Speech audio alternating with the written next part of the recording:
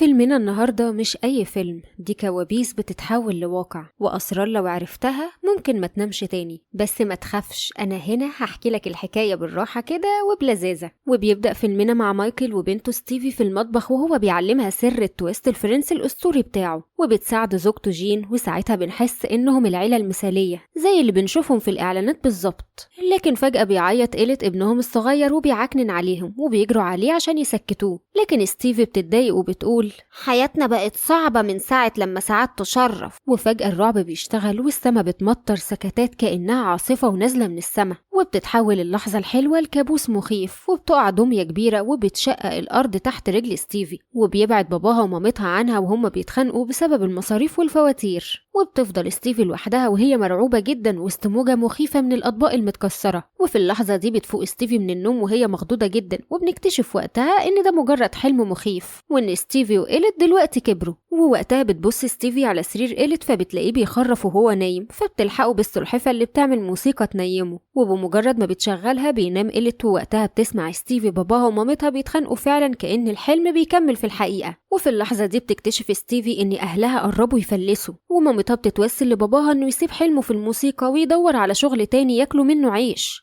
ولكنه بيرفض تماما. وفي اللحظة دي بتلمح ستيفي لانشون واقع على الأرض جنب السرير بتاع إيليت، فبتقلب وشها وبتنفخ من الزهق وبتصحي إيليت وهي بتقوله بطل قرف بقى، هو كل يوم لازم اللانشون يتشحطط كده؟ فبيقوم إيليت من النوم وبيبص على رسمة خرتيت متعلقة على الحيطة، وبيقول بكل جدية عشان توني لانشون لازم يعرف طريقه ويرجع تاني. وبعدها بتروح ستيفي للمطبخ وتحضر الفطار زي زمان، وبتروح لباباها وبتقوله ماما جهزت الفطار ومستنياك. وبعدها بتروح لمامتها وبتقول لها بابا جهز الفطار ومستنيكي. واخيرا بتتجمع العيله وبيسالوا على إيليت اللي مستخبي ورا الستاره، وفجاه بتخضهم وبتتضايق ستيفي جامد، وبيزيد زعلها لما بتعرف ان مامتها مسافره بكره الصبح عشان انترفيو شغل في بلد تانية، وبتقول انها عندها فرصه تشتغل في جامعه دوس وظيفه استاذ مساعد وناويه تروح تقدم على الوظيفه دي. وبتلاحظ ستيفي ان باباها هو كمان وشه مش مريح، باين عليه مخنوق، بس بيحاول يهرب من الزعل وبيقول لهم بحماس خلاص يا جماعة أنا حاجز لنا في مطعم بيتزا بكرة وهنقضي يوم فرفشة لحد ماما ما ترجع. وساعتها بتقرر ستيفي تشيل عن باباها ومامتها شوية، وبتقرب من مامتها وبتقول لها أنا ممكن أشتغل أنا كمان ونساعد معاكم. لكن مامتها بتضحك ضحكة خفيفة وبترفض الفكرة نهائيا، وبتطمنها إن اللي جاي أفضل، وبتطلب منها مامتها تاخد بالها من أخوها في غيابها وتساعده في البحث بتاعه وتجيب له كتب بعيدة عن السحر والقراصنة. وبعدها بنشوف ستيفي وإيليت في المكتبة، وهناك بتقول ستيفي لإيليت اختار الكتب الكلاسيكية اللي المدرسين بيحبوها،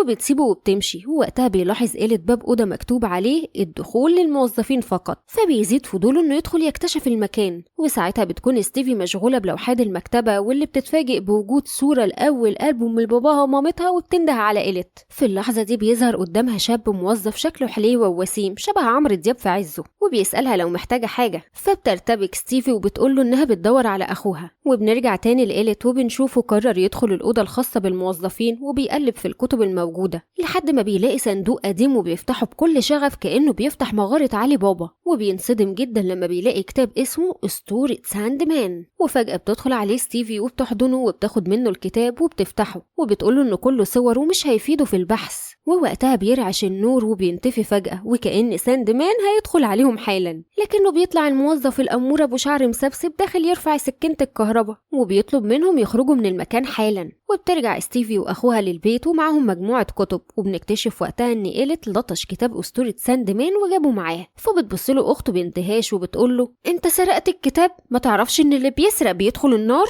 وساعتها بيهزر إيليت بمنتهى البرود وبيقول لها هو مكتوب عليه لا يقدر بثمن، يعني ببلاش.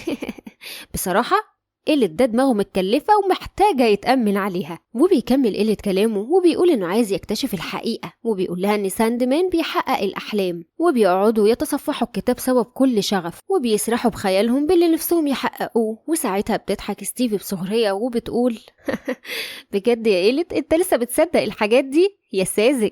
بس واضح ان الكتاب ده مش عادي، واللي جاي هيكون اغرب بكتير.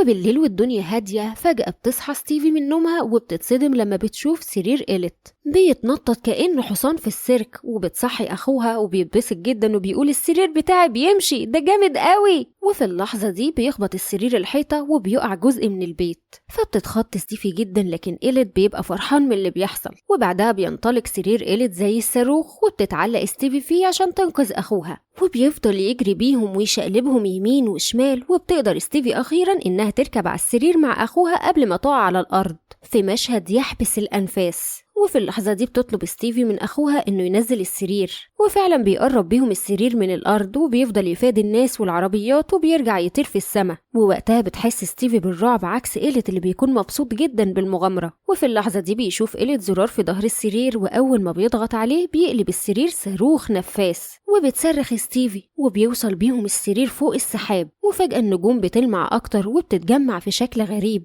وبيظهر قدامهم شبح نوراني صوته هادي بس مرعب، وبيقول لهم تعالوا وخليني أحقق لكم أحلامكم. وساعتها إيليت بيبص لأخته وبيقول ده كده شكله هيحقق لي حلمي إني أركب تنين بس من غير ما يولع فيا. لكن فجأة بيختفي والجو بيقلب رعد وبرق، وبيتفكك السرير وبتقع ستيفي وأخوها في دوامة مخيفة. أنا شخصيا قلبي وقع في رجلي. وقبل ما يتصدموا بالأرض بتصحى ستيفي مفزوعة جدا على صوت الرعد والمطر، وبنكتشف إن ده كان مجرد حلم. وبتلاقي إيليت على سريره وبيقول لها إنه حلم جميل جدا، وإن السرير كان طاير بيه زي الحصان البري ووصل بيهم عند النجوم. فبتقوله ستيفي إنه كان كابوس، وبيكتشفوا إنهم حلموا نفس الحلم سوا. وبيرجعوا يناموا، والصبح بدري بتسمع ستيفي صوت مامتها تحت البيت وهي بتركب عربيتها، وصوت باباها بيحاول بكل هدوء يقنعها إنهم ممكن يفضلوا هنا وما يسيبوش البيت ولا المدينة، وإنهم يقدروا يكملوا مع بعض. لكن صوت مامتها بيجي حاسم وبنبرة فيها وجع، الشغل اللي أنا رايحاه هناك مرتبه أعلى، وهنقدر نوفر للأولاد مدارس ومستقبل أحسن. وساعتها بيحاول مايكل يقنعها إنه مش قادر يسيب البيت والمكان اللي عاشوا فيه أجمل لحظاتهم،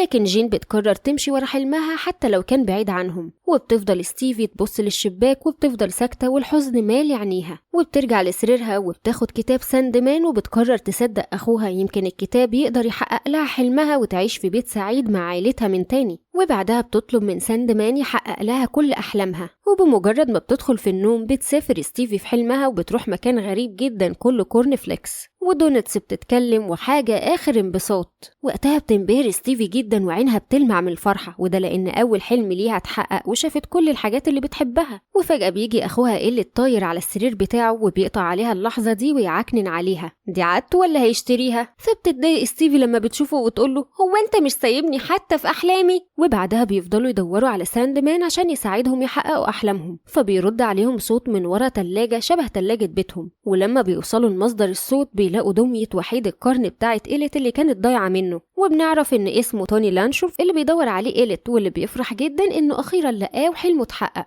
وبعدها ستيفي بتسأل توني على مكان ساندمان، فبيشاور لهم على السما وبيحذرهم وبيقول بحزم لو حاولتي توصلي لساندمان دي 1,000,000% هيتحول حلمك لكابوس. وقتها بتتريق عليه ستيفي، لكن فجأة بتقع كل أسنانها والدنيا بتقلب رعب والسما بتسود والكل بيترعب. وبيقول لهم توني وهو مرعوب إن دي نايت مارا اللي بتبعت الكوابيس ولازم نعدي من هنا عشان نقدر نقابل ساندمان. وفجأة بيتعفن كل الأكل وبيتحول لزومبي مخيف وبيهجموا على ستيفي وأخوها إيليت، وبيحاول توني يدافع عنهم بكرات النار لكنه بيفشل ويهرب. وفي اللحظة دي بتختفي ستيفي وإيليت وبيصحوا من النوم وهم مرعوبين، وبيطلب إيليت من ستيفي تغير له الملاية، شكله عملها على نفسه ولا إيه، وبيقول لها ما تودينيش هناك تاني. وبيروح يدور على توني ورا التلاجة وفعلا بيلاقيه وبيفرح جدا. وبعدها إيليت بيرجع لأوضته تاني ومعاه دمية توني، وبيلاقي ستيفي بتقرأ كتاب ساندمان وبتقوله إنها عرفت السر، وإنها عشان تقابل ساندمان وتحقق حلمها لازم يروحوا معاها، وده لأنهم قالوا التعويذة سوا. بس إيليت بيرفض وبيقول لها مش ممكن أروح المكان المرعب ده تاني. ووقتها بتطلع ستيفي السلحفة اللي بتنيمه من وهو بيبي، لكن إيليت بيقاومها وبيتخانق معاها وبيحاول ياخد منها السلحفة اللي بتقع على الأرض وبتتكسر. في اللحظة دي بيدخل عليهم باباهم وبيستغرب من اللي هم بيعملوه. وتاني يوم الصبح بنشوف ستيفي وإيليت مع باباهم في مطعم البيتزا، وبتحاول ستيفي تصلح علاقة باباها ومامتها وتساعدهم يرجعوا يغنوا تاني، لكن باباها بيقول لها إن ده صعب دلوقتي. وبيقطع كلامهم صوت إيليت وهو بيتخانق مع شخص متنكر في هيئة دبدوب، فبيروح بابا عشان يمنعه. وفي اللحظة دي بتوصل رسالة من جين على موبايل مايكل وبتقوله فيها إنها اتقبلت في الشغل، وبتتصدم ستيفي لما بتقرأ الرسالة. وبالليل بنشوف ستيفي في أوضتها حزينة جدا وبتقول لإيليت إن مامتهم اتقبلت في الشغل الجديد، وده معناه انهم هينقلوا من بيتهم، وكمان ممكن مامتهم تنفصل عن باباهم. فبيحزن إيليت جدا وبتقوله ستيفي انهم يقدروا يحلوا كل مشاكلهم لو هو وافق ينام ويروحوا لساند مان. فبيتردد إيليت في البداية لكنه بيوافق أخيرا انه ينام، وفعلا بيناموا جنب بعض وبيسافروا لحلم جديد. وبيظهر لهم توني لانشور في الحلم تاني، وبيقول لستيفي ان عمرها ما هتوصل لساند مان غير لما تتحكم في احلامها وتدخل في حلم واعي. بس ستيفي بتسخر منه وبتتحدى نايت مارا انها هتقدر تعدي منها وتوصل لساند مان. وكالعاده بيتحول الحلم لكابوس مخيف وبيصحوا من النوم وبيقرروا يناموا تاني ويدخلوا في كابوس جديد، والمرة دي بتظهر لهم ساحرة شريرة وعايزة تموتهم. فبيصحوا ويدخلوا حلم جديد ويتحول لكابوس ويشوفوا التوست الزومبي كان بيحاول يحمصهم في النار.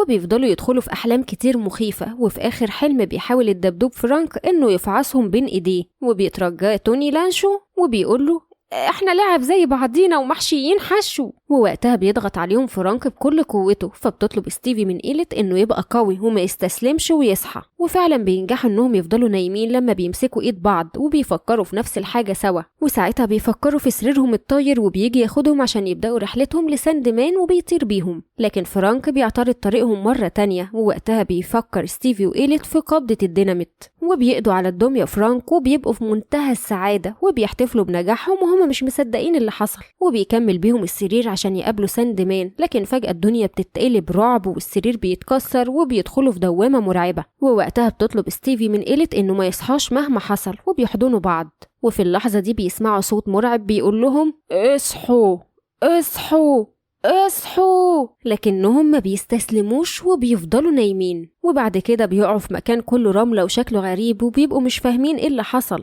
وبيفضلوا يقولوا نجحنا. وفي اللحظة دي بتظهر طيور مضيئة بتخرج من الرملة وبتلف على شكل دوامة، وبعدها بيخرج قصر مصنوع من الرملة وسط ذهول وانبهار ستيفي وإيليت. وبعد كده بيقرروا يمسكوا ايد بعض وبيتخيلوا انهم بيطيروا عشان يقدروا يطلعوا لبوابة القصر. وبتنجح خطتهم وبينبهروا اكتر لما بيشوفوا عمال القصر عبارة عن حبات رمل متحركة. واول ما بيسمعوا صوت إيليت بيروحوا كلهم لستيفي واخوها وبيودوهم لسلم طويل، وبيظهر اخره ساند مان وهو بيغني في استعراض جميل، واللي بيبقى فرحان وبيقول لهم يا ميت اهلا بيكم يا باي، بالي زمان ياما ما شفتش حد قدر يعدي من نايت مارا، بس انتوا الاتنين شكلكوا فريق جامد قوي. وساعتها بيسألهم عن احلامهم عشان يحققها، فبتطلب منه ستيفي بحزن انه يرجع لها عيلتها سعيدة تاني. فبيتأثر ساند مان، وبعدها بياخدهم لمكان سحري وبيعرفهم انهم بيصنعوا فيه الاحلام واللي بتبقى شبه تراب الاساطير، وبيبعتها للارض وبيقول لهم ان الاحلام دي شيء جميل وهو اللي بيخلي حياتنا معنى. وبعدها بياخدهم لمكان فيه ساعة رملية كبيرة وبيطلب منهم يلفوا الساعة الرملية، وبيقول لهم مع آخر حبة رمل هتقع أحلامكم هتتحقق. وفعلا بيلفوا الساعة وبتبدأ الرملة تنزل، وبعدها بيرمي عليهم شوية تراب سحري وبيقول لهم أحلام سعيدة. وبعدها بيصحوا من النوم وبيلاقوا مامتهم جت من السفر، فبيفرحوا جدا وبيتجمعوا على الفطار اللي حضروا باباهم، وبيفضلوا يضحكوا ويهزروا. وبعدها بيخرجوا كلهم سوا وحياتهم بترجع سعيدة زي زمان. وبالليل قبل ما ستيفي تنام بتسأل والدتها وبتقول لها هتقبلي الشغل الجديد ولا لأ؟ فبتقول لها مامتها انها ترفضه. فبتفرح ستيفي جدا وبتحضن باباها ومامتها وبتحس ان اخيرا حلمها اتحقق. بس بتلاحظ ستيفي حاجة غريبة في أوضتهم، وبتلاقي إن الحاجات المتكسرة اتصلحت وأوضتهم نظيفة جدا ومرتبة. فبيتعصب إيليت وبيقول لها إن ده حلم لأن برواز الصورة المكسور رجع سليم. وفي اللحظة دي بيرمي إيليت الصورة وبتتكسر وجدار الأوضة بيتشرخ والرملة بتملى المكان، وبيكتشفوا وقتها إنهم لسه جوه حلم. وبيظهر ساند مان وبيقول لهم إن لسه الساعة الرملية ما خلصتش عشان الحلم يتحقق، وإن لازم يستنوا شوية عشان يفضلوا عايشين في الحلم ويفتكروا حقيقة وينسوا إن حلم. وده معناه إن ستيفي وإيليت هيفضلوا نايمين للأبد. وبيكمل كلامه وبيقول لهم إنه عارف مشاعر وأحاسيس أهلهم وإنهم بطلوا يهتموا ببعض من زمان. فبتحزن ستيفي جدا وبيحاول إيليت إنه يقنعها يرجعوا للواقع، لكن فجأة بيظهر لهم باباهم ومامتهم في الحلم وبيطلبوا منهم يفضلوا هنا. وساعتها بتقرر ستيفي تسمع كلامهم، لكن إيليت بيمنعها وبيقولها إن ده مش حقيقي وإننا ما ينفعش نفضل في الحلم على طول. لكن ستيفي بتقوله إنها مش هتقدر ترجع للخناقات والمشاكل والفراق تاني. بتقوله سيبني، ما تبوظش عليا الحلم بتاعي زي ما بتبوظ عليا كل حاجة تانية. فبيتصدم إليت والحزن بيظهر في عينه وإيده بتفلت وبيقع وبيصحى وبيرجع للواقع وبيسيب ستيفي في الحلم مصدومة وخايفة ومش فاهمة إيه اللي بيحصل ومنتظرة الرملة تخلص من الساعة الرملية. وبعدها بنروح لإليت اللي بيصحى من النوم مخضوض على أخته وبيحاول يصحيها وبينده باباه علشان يساعده وبينقلوها المستشفى. وبتتجمع العيلة في حالة حزن وقلق على ستيفي وبيقول لهم إليت إنها هربت لأحلامها بسبب المشاكل اللي بينهم. وبنرجع تاني لأحلام ستيفي وهي مع عيلتها بتحضر الفطار وفرحانة ومبسوطة زي زمان. وأول ما بتدخل ستيفي أوضتها بتصدم إن الأوضة ليها لوحدها، كل حاجات إليت مش موجودة ما عدا لعبته توني لانشون. وبتسترجع ستيفي ذكريات اليوم اللي اشتروا فيه توني وبتبقى حزينة جدا وبتحس إن إليت وحشها قوي وبتحاول تصحى وتخرج من الحلم وبتكسر المراية عشان تصحى لكنها ما بتتكسرش وبتفضل تنده على إليت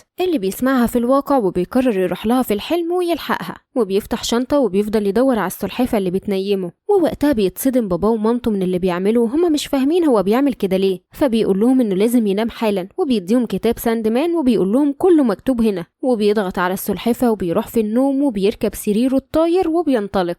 وعلى الناحية التانية بنشوف ستيفي في حلمها غضبانة وبتكسر في أوضتها وبتحاول تصحى من النوم. وفي نفس الوقت بيحاول إليت يعدي من نايت مار عشان يرجع أخته وبيحارب الساحرة الشريرة والهوت دوج في كابوس مرعب ومخيف. وبعد رحلة طويلة بيفشل إليت إنه يوصل لأخته وبيصحى من النوم. وبتنهار ستيفي عشان مش قادرة تخرج من الحلم وبتفضل تعيط وبتقول إليت أنا أسفة جدا، أنت أحسن من أي حلم. وفجأة بيدخل إليت عليها الأوضة فبتفرح جدا وبتحضنه. ولما بتسأله أنت إزاي عديت من نايت مارا فبيقول لها إليت إنه توسل لنايت مارا واللي قالت له إنها كانت بتعمل كده عشان تحميه وإن الكوابيس مش بتخوف، دي بتخلينا نبقى أقوى من الأول ونواجه أي حاجة وحشة في حياتنا، وإن الأحلام السعيدة بتخلينا نهرب من الواقع ومن مشاكلنا بدل ما نفكر ونحلها. وبتطلب منه يتمسك بأقرب حد بيخاف عليه عشان يقدر يواجه أي تحدي. وفي اللحظة دي بتحضن ستيفي أخوها لكن فجأة بيظهر ساندمان وبيحاول يمنع ستيفي تصحى من الحلم وبيشق الأرض وبيوقع إليت عشان يبعدوا عن أخته وتفضل نايمة وعايشة في أحلامها.